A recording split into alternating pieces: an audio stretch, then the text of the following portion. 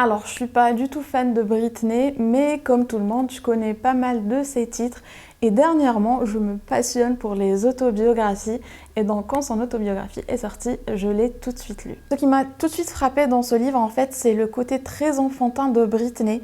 L'ayant connue à travers cette femme fatale qu'elle joue dans ses clips, j'ai été très surprise en fait de découvrir toute sa candeur, de découvrir cette jeune femme toute douce qui a grandi trop vite, cette maman dévouée et en fait cette femme tout simplement qui a été torpillée par les médias et la cupidité de sa famille. Elle nous raconte son enfance dans une famille dysfonctionnelle avec un papa alcoolique et violent, une maman qui n'en pouvait plus.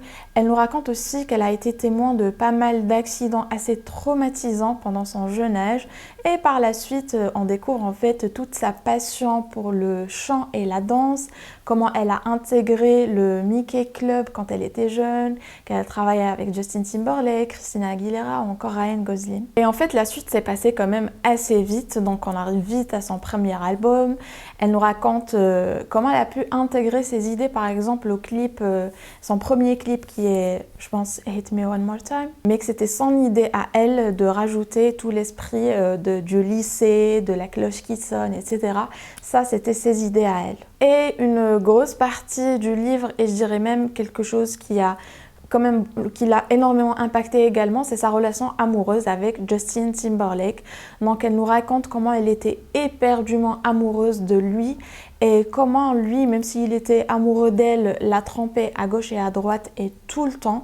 Et quand elle lui en parlait, lui il voulait pas en parler. Puis un jour, elle a fait la même chose, elle l'a trompé également, mais uniquement une seule fois, selon elle. Et elle l'a avoué tout de suite après, mais lui, encore une fois, ne voulait pas vraiment en parler. Et par la suite, elle est tombée enceinte et elle voulait vraiment être maman. Mais Justin, lui, il n'était pas prêt à être papa, il ne voulait pas du tout l'être. Et du coup, ils n'ont pas gardé l'enfant et c'était une décision en fait qu'elle a prise sans vraiment le vouloir, et elle nous raconte en fait toute cette expérience qui est extrêmement douloureuse, que ce soit sur l'aspect physique, émotionnel ou mental. Et par la suite, elle nous raconte que Justin Timberlake, en fait, quand il sort de son boys band de l'époque et qu'il décide de se lancer dans une carrière solo, eh bien, il va utiliser sa notoriété, parce que Britney, c'était vraiment une icône, d'ailleurs elle l'est toujours, de la pop.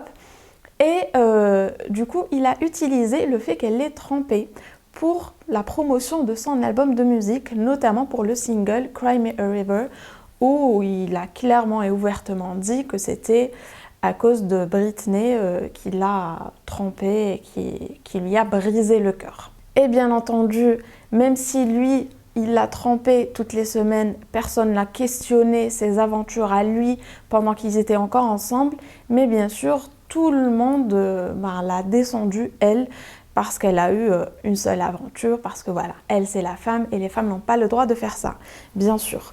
Et du coup, les médias se sont acharnés sur elle à cause de ça, même le public, notamment les fans de Justin Timberlake, et donc dans les interviews, on ne lui parlait que de ça. Donc elle est passée, en fait, elle le dit, elle en parle beaucoup, au début de sa carrière. Quand elle faisait des interviews, on lui parlait tout le temps de son corps, de sa poitrine, de ses vêtements, etc. On lui parlait jamais de musique ou de quoi que ce soit d'autre. Par la suite, elle était avec Justin Timberlake, donc on ne parlait que de ça et de pas mal de choses intimes qui ne devraient pas être posées dans des interviews, du moins je pense. Et après ça, quand il y a eu la rupture, on ne lui parlait que de la rupture et de comment elle a osé le tromper et briser son cœur. La rupture avec Justin Timberlake a été très très dure à encaisser pour elle. Elle a fait une dépression et en même temps elle continuait à travailler, elle continuait à faire sa tournée. Donc ça c'était très très dur pour elle. Elle a passé, ce qu'elle dit, une des pires périodes de sa vie, jusqu'à ce qu'elle rencontre un certain Kevin. Et en fait, sa relation avec Kevin, c'est ce qui va lui redonner de l'espoir, et donc elle le trouve très doux, très attentionné, très présent avec elle, chose qu'elle n'avait pas avant, et donc elle s'accroche très vite à lui. Il se marie et elle apprend en fait qu'il a 2 gosses dont il ne lui a jamais parlé, 2 gosses en très bas âge. Donc l'un venait juste de naître et l'autre il avait quelques mois. Mais bon, elle passe l'éponge sur ça et elle aura également 2 enfants avec lui. Et en fait, les deux enfants, ils n'ont pas beaucoup d'écart entre eux, c'est-à-dire qu'ils ont moins d'une année en fait d'écart entre eux. Et quand le premier gosse il est né et qu'elle était enceinte du second, ben lui, ce Kevin-là, il travaillait également sur son album. Donc l'histoire se répète, des hommes rentrent dans sa vie, puis il décide de se faire un album et bien entendu de profiter de sa notoriété à elle. Donc il est tout le temps dans les studios, elle dit à fumer des joints, à enregistrer de la musique, etc. Et il ne rentre jamais à la maison. Donc elle va le voir et quand elle va le voir au studio, eh bien, il ne le reçoit pas. Les gardes du corps l'empêchent de rentrer, de le voir. Et les gardes du corps lui disent que c'est sa volonté à lui, que c'est lui qui a donné l'ordre qu'on ne la laisse pas rentrer. Donc ça continue comme ça pendant des semaines et des mois où elle ne le voit pas, où il ne vient pas voir ses enfants, enfin son enfant et son autre enfant qui était encore dans son utérus. Et du coup, quand ça continue comme ça pendant très longtemps et que c'était clair que la relation n'allait nulle part, son équipe lui demande de demander le divorce parce que lui, il va le faire et que pour son image, c'est pas bien, donc elle doit le faire avant. Donc elle le fait. Et encore une fois, dans les médias, c'est elle, la méchante, qui va priver son nouveau-né et son autre enfant de leur père. Et donc commence une bataille pour la garde des enfants, qui, je vous le rappelle, ce gars-là, quand son enfant n'était pas encore né, et que l'autre était un bébé, puis quand il avait 2 bébés, il n'était jamais là, il demandait même pas des nouvelles. Mais maintenant qu'ils ont divorcé, il veut la garde complète des enfants. Britney, on va le voir tout au long du livre, c'est vraiment une femme qui vit pour ses enfants. Le rôle de maman, c'est son rôle le plus important dans sa vie. Et donc, elle se bat pour garder ses enfants, mais en parallèle, il y a les médias qui s'acharnent sur elle.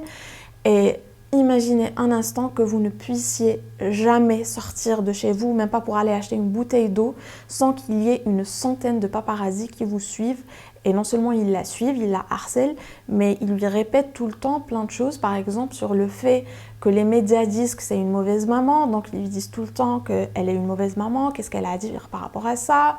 Qu'elle est une mauvaise...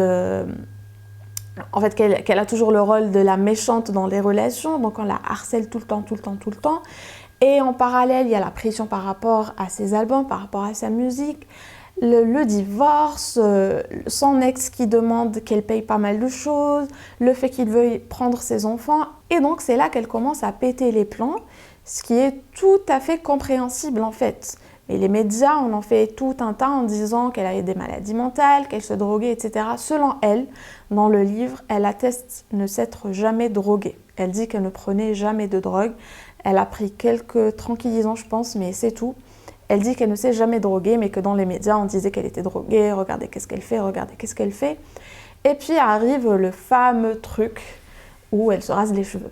Et en fait, elle dit que tout simplement, pour elle, se raser les cheveux, c'était de dire merde à tout le monde, parce qu'elle en avait marre en fait, elle n'en pouvait plus de toute cette pression, de tous ces yeux qui étaient sur elle, de toutes ces batailles qu'elle était en train de mener.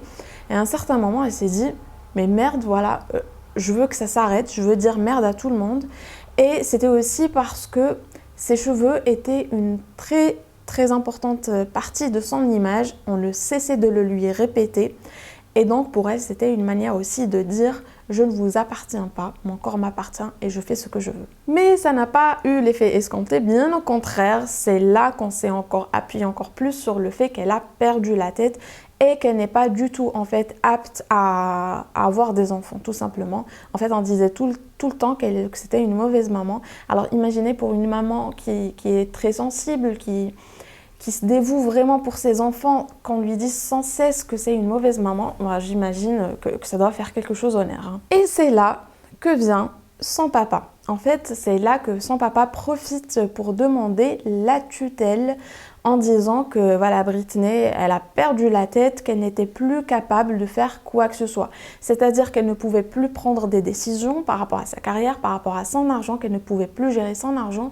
Mais la tutelle qu'il a eue, en fait, c'est une tutelle complète où on la donne aux gens qui ne sont même plus aptes à se nourrir. C'est-à-dire que lui avait également prenait des décisions par rapport à sa nourriture, même par rapport à la pose de sang stérilé. Donc il a eu cette tutelle par rapport à sa fille, c'est-à-dire qu'elle ne pouvait prendre aucune décision dans sa vie sans passer par lui, c'est-à-dire qu'il décidait de tout, de ses déplacements, de ce qu'elle mangeait, de qui elle voyait, ce qu'elle achetait, tout, absolument tout.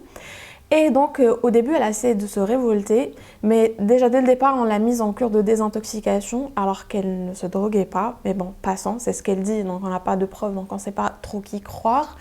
Mais par la suite elle dit qu'elle a vite compris que si elle fait tout ce que son père demande, si elle est la gentille fille qui fait exactement ce qu'il veut, il la laisse voir ses enfants. Si elle dit non, si elle se révolte, si elle ne fait pas ce qu'il demande, il l'envoie en cure de désintoxication pendant quelques mois, ce qui veut dire qu'elle ne peut plus voir ses enfants. Et donc, en maman qui ne peut être séparée de ses enfants, elle décide de faire tout ce qu'il veut juste pour pouvoir voir ses enfants. Et quand je vous dis tout ce qu'il décide, c'est-à-dire que s'il décide qu'elle ne peut pas manger de frites, elle ne peut pas manger de frites. Et il y a tout le temps des gardes du corps dans la maison qui la surveillent pour voir si elle fait exactement ce que son père demande ou pas. Donc elle ne peut jamais faire quoi que ce soit sans qu'il le sache.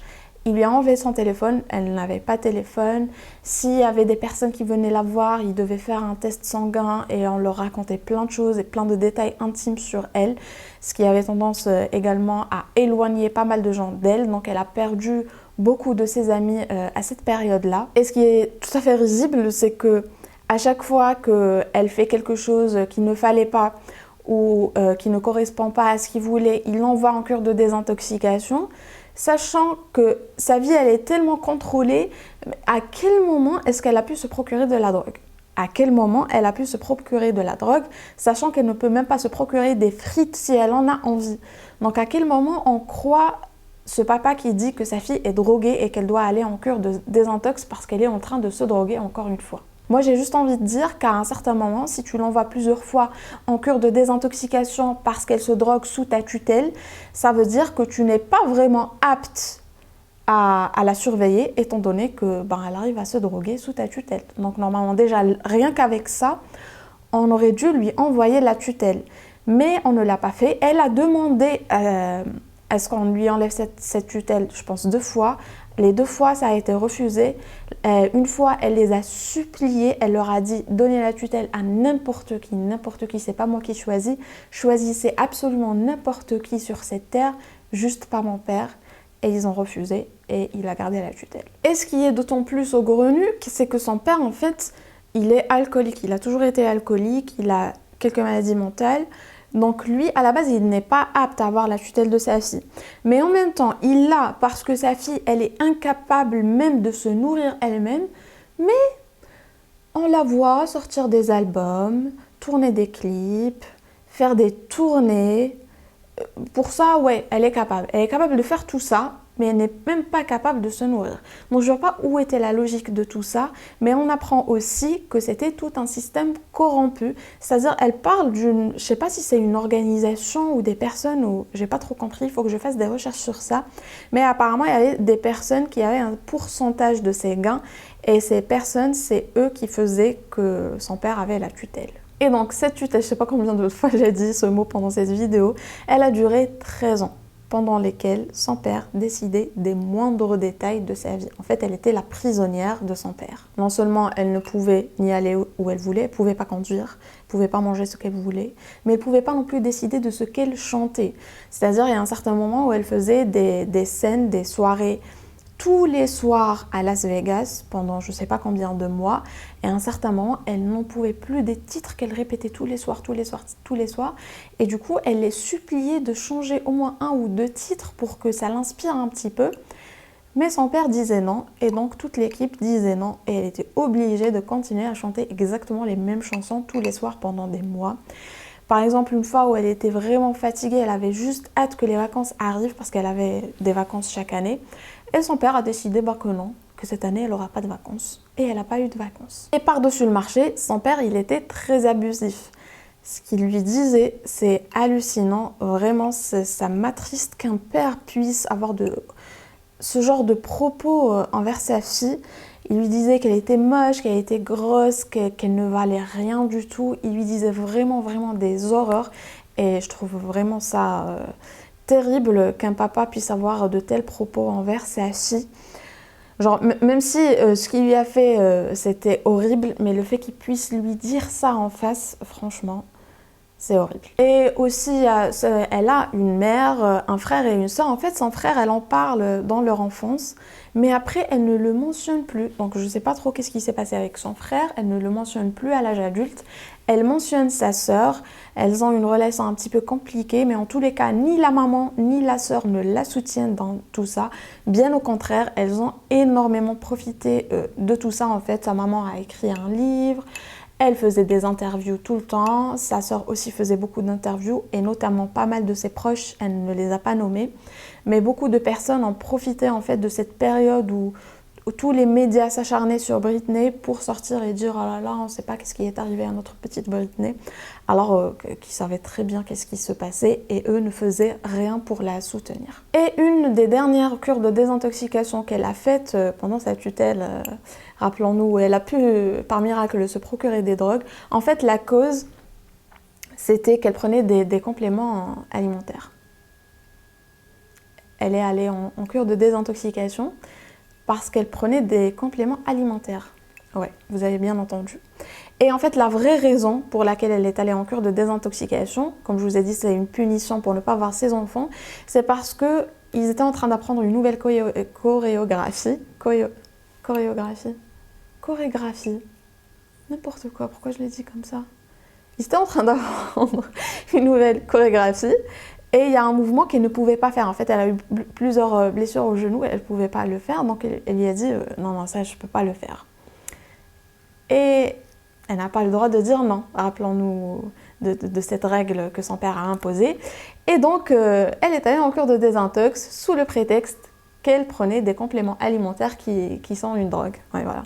Donc, moi, je prends des oméga 3 et du magnésium. Donc, peut-être que je devrais me faire une petite cure de désintoxication. Donc, on l'a internée et on lui a administré du lithium, qui est une drogue très très forte pour une personne qui ne prend pas de drogue. Je ne vois pas l'intérêt de lui administrer. D'ailleurs, ça, il en parle, Mathieu Perry, dans le livre que je vous ai résumé de Mathieu Perry. En fait, en cure de désintoxication, vous entrez pour vous désintoxiquer d'une drogue et on vous administre une autre drogue. En fait, c'est comme ça que ça se passe. Et donc, cette drogue la rendait léthargique. Elle ne savait pas quel jour on était. Elle était vraiment tout le temps la tête dans les vapes. Et un jour, il y a une infirmière qui l'appelle, qui lui dit « Viens voir ce qui se passe sur Internet ». Et elle lui montre le mouvement Free Britney. Elle n'a pas de téléphone, elle n'a pas accès à Internet, donc elle ne savait pas du tout ce qui se passait dehors. C'était la première fois qu'elle voyait qu'en fait, les gens ont remarqué qu'elle n'allait pas bien, ont remarqué que cette tutelle n'était pas juste et qu'il y a des gens qui essaient de se battre pour elle. Et c'était un point de sa vie où elle n'en pouvait plus, où elle avait vraiment touché le fond, où elle ne voyait plus en fait l'intérêt de continuer sa vie n'avait plus aucun sens en fait.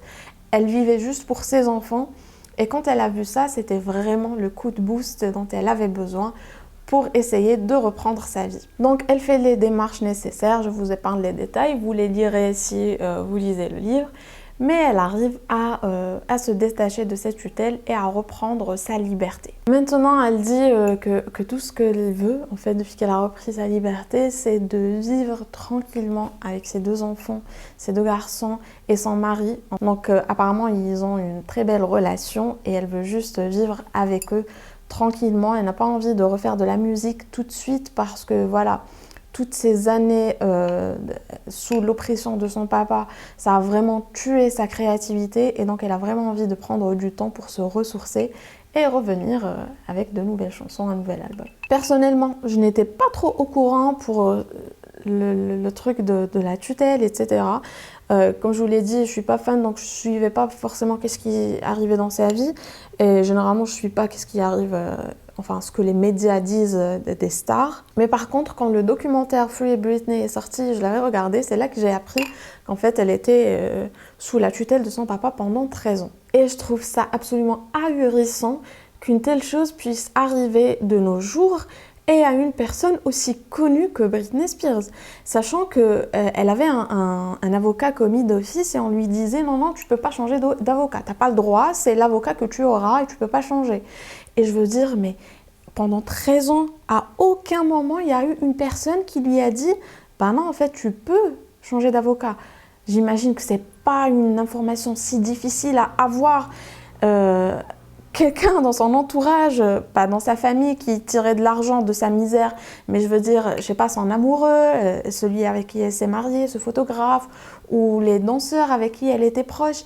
Il n'y a pas une personne qui est allée chercher l'information pour savoir si vraiment elle pouvait ou ne pouvait pas changer d'avocat. Moi, je trouve ça vraiment très bizarre. Parce que c'est seulement quand elle a su qu'elle pouvait finalement changer d'avocat et qu'elle l'a changé, qu'elle a pu faire les démarches nécessaires et se débarrasser de cette tutelle qui, rappelons-nous, il y avait plein de manigances, plein de personnes qui étaient payées pour que lui puisse avoir la tutelle et donc puisse avoir encore plus d'argent étant donné qu'il avait le pouvoir sur tout l'argent qu'elle gagnait. Ce que je ne comprends pas non plus, c'est que son père et ses complices ne soient pas punis. En fait, pendant toutes ces années, ils l'ont privée de toutes ses libertés. Elle ne pouvait ni avoir de téléphone, ni conduire, ni aller où elle voulait. Il la faisait travailler sans relâche, prenait tout son argent. Elle ne pouvait même pas s'acheter des vêtements ou se faire poser ou enlever son stérilet sans que son père dise oui ou non. Et à la fin, ils s'en sortent comme ça, ils ne sont pas punis, tout le monde fait sa vie. Moi, ça, je ne comprends pas. Moi, je trouve que son père, tous ses complices, devraient vraiment être punis d'une manière ou d'une autre pour ce qu'ils lui ont fait. Je trouve sa famille, notamment sa mère et sa sœur, ce qu'elles lui ont fait, c'est juste immonde et inhumain. Pendant sa tutelle, pendant un certain temps, on l'isolait, elle les appelait, elle les suppliait pour qu'ils viennent la voir ou pour qu'elle puisse aller les voir parce qu'elle était tellement seule. Et eux, ils ne voulaient rien savoir en fait. À aucun moment, ils ne l'ont soutenue. Ils ont juste profité de sa notoriété, puis ils ont profité de sa misère. Et je trouve ça immonde de faire ça à sa propre sœur ou à sa propre fille. Elle dit que, elle parle surtout de sa sœur, elle dit qu'elle lui pardonne et que c'est toujours sa sœur. Je suis désolée. Moi, si ma sœur me faisait un truc pareil, je suis pas sûre... je sais pas si mes deux sœurs regardent ma vidéo, mais si vous me faites un truc pareil, je suis pas sûre de pouvoir vous pardonner. Voilà. Enfin bref, après avoir lu ce livre, j'ai une toute autre image de Britney. Vraiment, je vois juste maintenant une artiste passionnée, une maman dévouée et une personne toute douce vraiment qui veut juste aimer et être aimée. Et c'est pour ça que j'aime beaucoup lire les autobiographies à présent, parce qu'on découvre vraiment la personne, mais on découvre aussi ce qu'elle a pu traverser, choses dont on n'a pas idée en fait. Quand on voit Britney et tout ce qu'elle a fait, on se dit ouais, comme Matthew Perry, hein, on se dit qu'ils ont eu une vie très facile, qu'ils ont eu tout ce qu'ils voulaient, mais au final on se rend compte que non. Et surtout on se rend compte que eux, finalement, ce qui les rend les plus heureux, surtout pour Britney par exemple, elle disait que les moments les plus heureux de sa vie, c'était quand elle faisait la sieste tranquillement avec ses deux fils.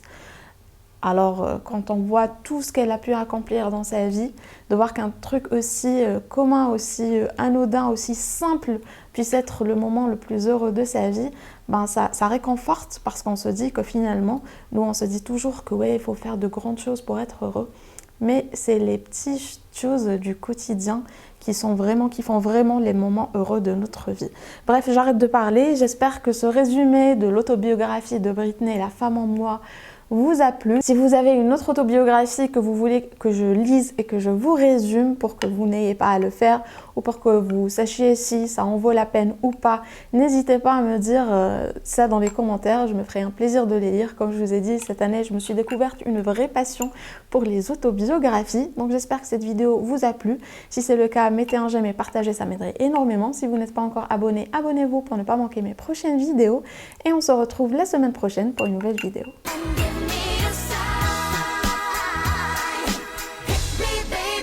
More time.